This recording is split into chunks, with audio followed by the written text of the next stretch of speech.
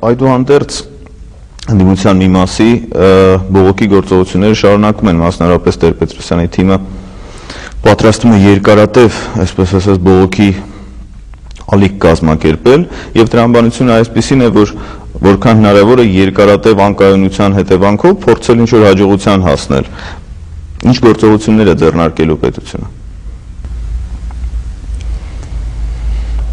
Նայեք ինչ է կատարվում։ Դեռ ընտրությունների օրվա երկու շաբաթ մնացած հայտարարվել է, որ ինքը արդեն ընտրված նախագահ է։ Դրանով մտցրել է ինքը իրեն փակուղու մեջ, որից դուրս գալը իրականում շատ դժվար է։ Եվ ինչ քայլեր է մնում Լևոն Տեր-Պետրոսյանի համար։ Հավաքել իր կողմնակիցներին, հայտարարել, որ ընտրությունները կեղծված է եւ տարբեր հնարքներով պահել իրենց թատերական հրապարակում։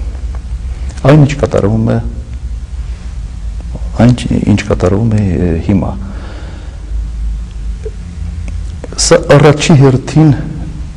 անհարգալից վերաբերմունք է հենց այդ ժողովրդի համար։ Առաջի հերթին հենց իր մերձավորների համար։ Երբ մարդ խորտակվում է եւ փորձում է իրեն հետ քաշել իր մերձավորներին։ Ընդհանրապես տպավորությունը սա այնպեսին է, որ այդ մարդը չարիք է եղել երկրի համար, բայց այսօր ավելի մեծ չարիք է հենց իր շրջապատի համար։ Փոխանակ օգնել այդ վիճակից դուրս գալուն այդ մարդկանց, ճիշտ հակառակը, մարդկանց իդեպ, ովքեր նաև հոգեբանական առումով աջակցության կարիք ունեն։ Այսօր ճիշտ հակառակը։ Ավելի է խորացվում, ավելի է բարդացվում այդ վիճակից դուրս գալու պրոցեսը։ Հիմա իհարկե պետությունը չի կարող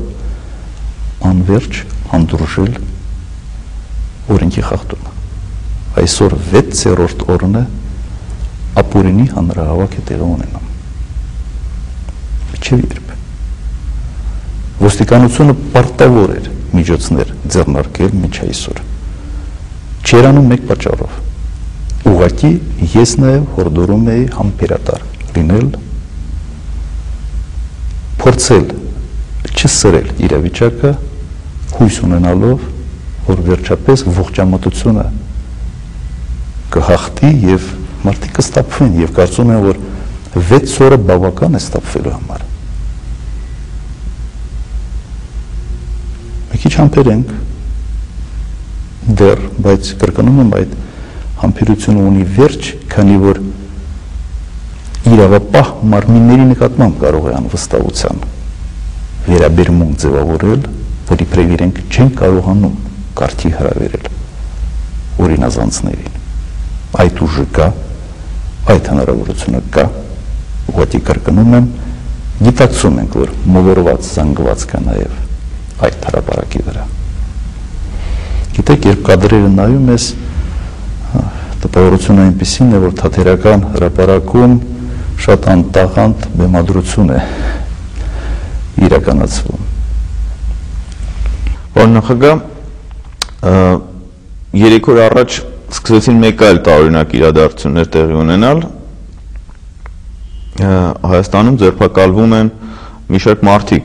ոմանք նաև քաղաքական գործիչներ են։ Այսօրվա մամուլն արդեն գրում է այն մասին, որ Հայաստանում քաղաքական բանտարկյալներ կան, այսինքն դրանք քաղաքական ձերբակալություններ են։ Ինչ է տեղի ունենում։ Այո, կան ձերբակալություններ, համապատասխան հաղորդումները եւ ոստիկանությունն է տալիս, եւ դատախազությունը, եւ անվտանգության ծառայությունը։ Ես 3 մասի կբաժանեի այս ձերբակալումները։ Առաջինը նրանք են, որոնք կապված են զուտ ընտրությունների հետ։ Բոլոր խախտումները գրանցված են, դուք ոստիկանության եւ դատախազության սայթերում կարող եք դա գտնել, եւ բոլոր պատասխանատու մարդիկ այդ խախտումների համար իհարկե պետք է պատժվեն։ Այստեղ կան եւ ընդդիմության ներկայացուցիչներ, կան նաև հանրապետական կուսակցության ներկայացուցիչներ։ Սա մեկ բլոկն է այս հարցին։ Երկրորդ բլոկը դա այն մարդիկն են, որոնք ձերբակալվում են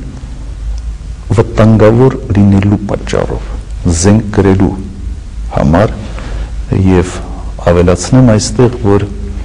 ամբողջ այս գործընթացում ընդդիմադիր գործիչները հենց այդ տեխնացուի ակտիվ շփումներ են ունեցել զինված ջոկատների հետ։ Ակտիվ փորձում էին ներքաշել նրանց քաղաքական process-ների մեջ։ Դուք գիտեք, երկրապահների մի մասը իսկապես ներքաշված էր։